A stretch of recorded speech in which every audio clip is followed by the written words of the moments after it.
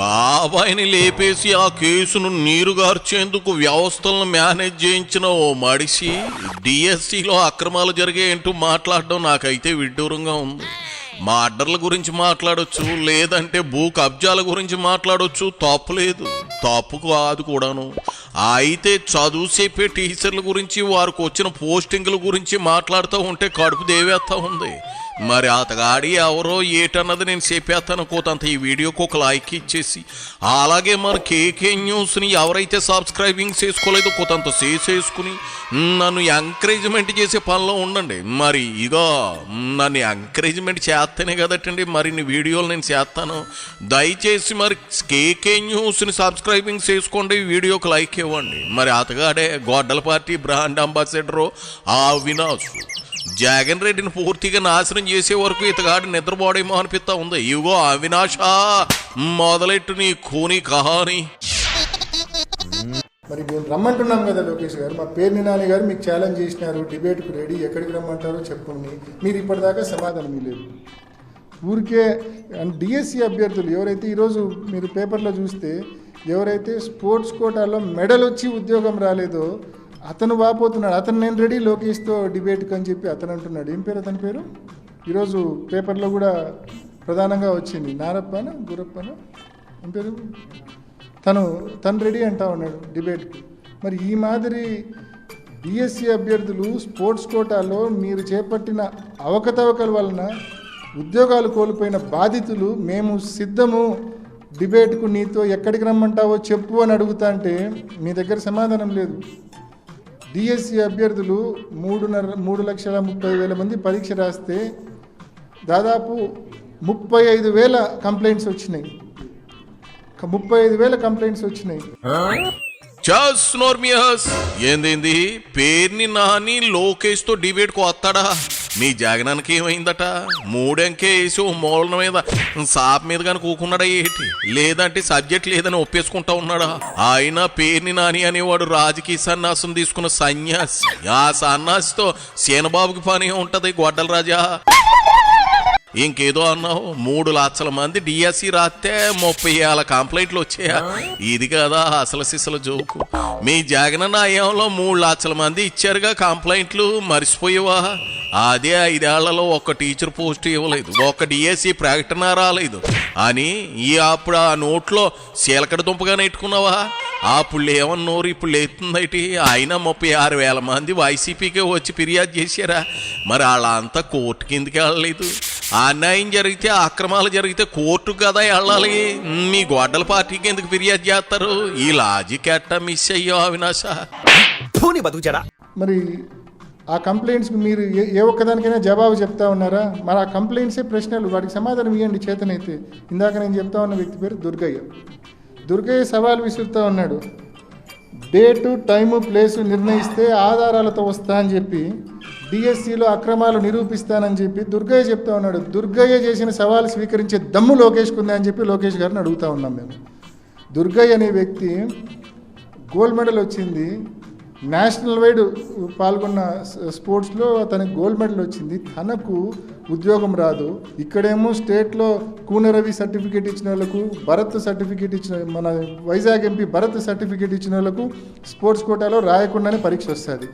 ఈ మాదిరి genuine case, Durgaiah లాంటి జినైన్ కేసులకు మాత్రం ఉద్యోగం రాదు. ఎంత కడుపుమంటుంటుందండి పాపం.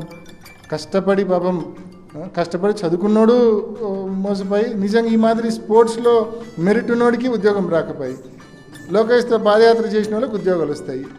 ఎంతవరకు సమంజసం ఇది? యానకడికి నీ బూటుడే ఇల్లు తగిలిపోతుంటే ఆర్పాలని పెట్రోల్ జల్లేటట్టు అలా ఉంది నీది దుర్గయ్యది గోల. అదేదో చేయలేక మంగళవారం అన్నట్లు ర్యాంక్ తెచ్చుకోలేక, మెరిట్ సాధించలేక ప్రతోడు చెప్పి సొలుకవులేనా మీకు ఫిర్యాదులు కనిపిస్తున్నాయా? నిజంగా అక్రమాలు, అన్యాయాలు జరిగితే వాళ్ళందరినీ ఉద్యమం చేయమను, ఆమరణ నిరాహార దీక్షలు కూర్చోమను. మీరెందుకు ఉత్తుత్తి నిరాహార దీక్షలు, దొంగ ఉద్యమాలు చేయడం? సిగ్గు ఉండాలి కదా. ఓ పక్క మేము అంతా కట్టబడి రాత్రింబావులు చదువుకుని డిఎస్సి కొట్టామని 16,000 మంది పైసలకు కొత్త టీచర్లే అంటా ఉంటే వాళ్ళ కొడుపు కొట్టే ప్రయత్నం తప్పు కాదు, పాపం కాదు. ప్రతి ఒక్కరు కూడా ప్రజలు ఇప్పటికే పూర్తిగా విశ్వసిస్తూ ఉన్నారు. డిఎస్సిలో అవకతవకలు జరిగాయి, లోకేష్, చంద్రబాబు నాయుడు గారు కలిపి తప్పు చేశారని చెప్పి ప్రజలు నమ్ముతూ ఉన్నారు. దాన్ని కప్పిపించుకోవడం కోసం, దాన్ని డైవర్ట్ చేసేందుకోసం వైఎస్ఆర్ కాంగ్రెస్ పార్టీని విమర్శిస్తూ ఉన్నారు, మా పైన బురదేస్తూ ఉన్నారు. టీచర్స్ మీద ఇంకా అత్యంత దురదృష్టకరం. అసలు ఎంతంటే వాళ్ళు ఈ 6 మంది టీచర్స్ కూడా ఢిల్లీకి వచ్చింది మేమే మా ఆధ్వర్యంలోనే ప్రహ్లాద్ జోషి గారిని, కేంద్ర విద్యాశాఖ మంత్రి గారిని కలవడం జరిగింది. చాలా స్పష్టంగా వాళ్ళు ఢిల్లీకి వచ్చింది ఇది టెట్కి సంబంధించిన అంశం మీద ఢిల్లీకి వచ్చినారు.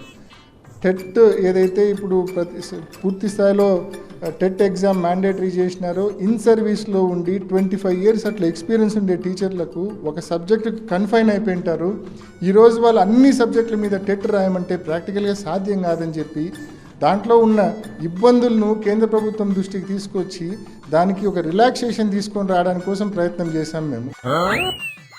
దరిద్రుడికి ఆకలి ఎక్కువ, అధికారంలో లేనోడికి ఆరోపణలు ఎక్కువ అన్నట్లుంది మీ వ్యవహారం. టెట్ అనేది టీచర్ల పనితనానికి కొలమానం. బీఈడీ చేసి టీచర్లుగా చేస్తూ అదే సబ్జెక్టు మీద వాళ్ళకి టెస్ట్ పెడతామంటే మీరెందుకు గొల్లు అంటున్నారు అవినాష్? నేను ఇంతకు ముందు చెప్పినట్లు మీ సబ్జెక్ట్ ఏంటి? నరకుడు సబ్జెక్ట్. మీ సిలబస్ ఏంటి? గొడ్డలు వాడటం ఎలా, మెళకువలు, ఇదే మాట్లాడు. చూసే వాళ్ళకి హ్యాపీస్గా ఉంటుంది. చదువు గురించి, టీచర్ల గురించి నువ్వు, మీ అన్న, మీ వదిన ఎంత తక్కువ మాట్లాడితే అంత మంచిది. ఏటి అర్థమైందా? శివరా ఆఖరికి ఓ మొక్క చెప్పి బయలుదేరి అవతల మళ్ళీ నీకు గొడ్డలు నూరుకునే ఏళ్ళైనట్టుంది కదా. అంచేత పనికొచ్చే మొక్క ఏదైనా ఉంటే చెప్పేళ్ళు అవినాషా.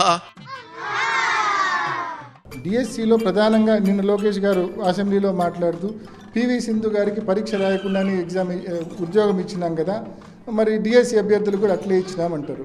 ఇందాక నేను చెప్తా ఉన్నా, పివి సింధు గారికి కానీ, చరణి గారికి కానీ వీళ్ళందరూ ఇంటర్నేషనల్ లెవెల్లో పాల్గొన్నారు. వీళ్ళు ఇంటర్నేషనల్ కాంపిటీషన్స్లో పాల్గొన్నారు, ట్రోఫీలు గెలిచారు.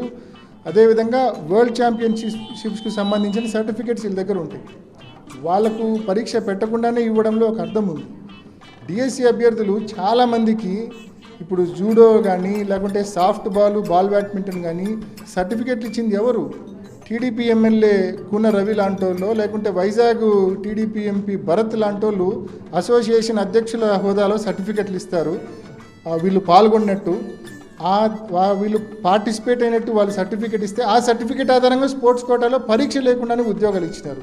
మరి తేడా లేదా అండి దానికి దీనికి?